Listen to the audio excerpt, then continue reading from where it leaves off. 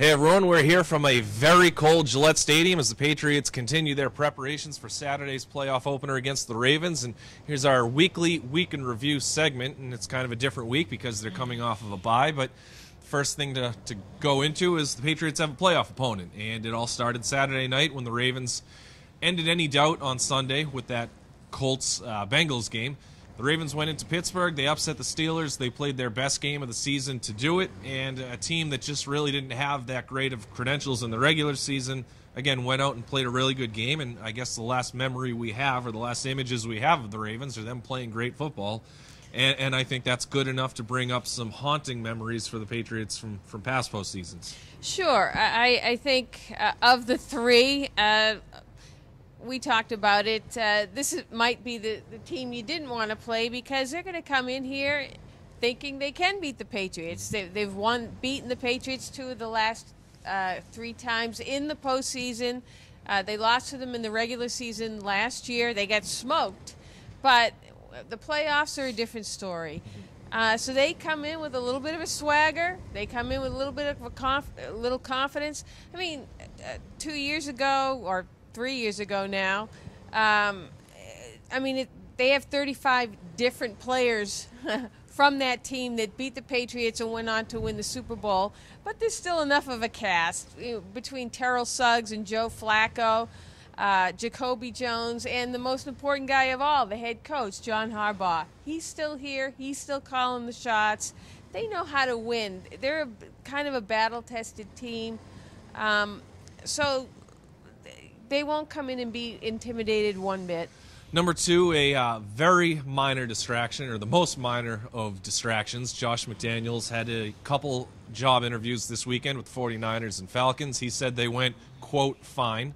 So I don't know what you really make of that there. The Falcons and 49ers, as they continue to search for a new head coach, obviously haven't gotten to the offering stage with anybody, at least not to this point. So who knows? Maybe Josh McDaniels in the running. Maybe he's not. The Patriots don't really seem to care. He's been through this exercise before. Bill Belichick has been through this exercise with plenty of his assistants in the past. So this is just something that they dealt with while the players were away from the facility, and they've moved on. Right. And as you said, it happened last year.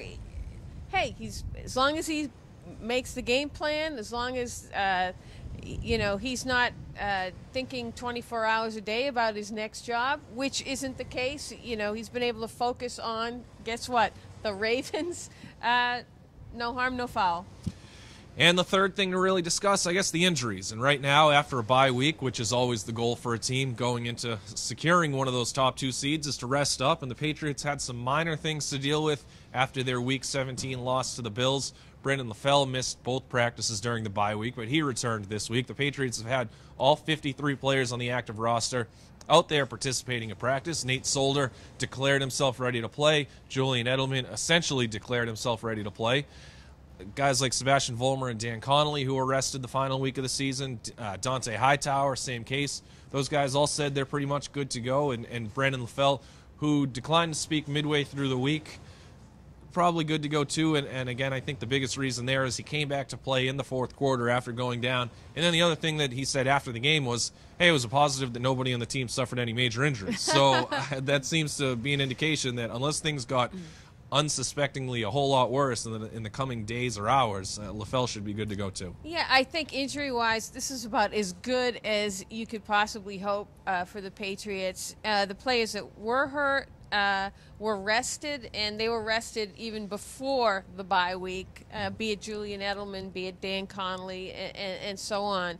They're in good shape, and I love that Nate Solder, the soft-spoken, quiet-spoken Nate Solder, basically announced to you, I'm ready for the Ravens. Yeah, absolutely. That was a pretty big thing coming from him. So they're ready for the Ravens.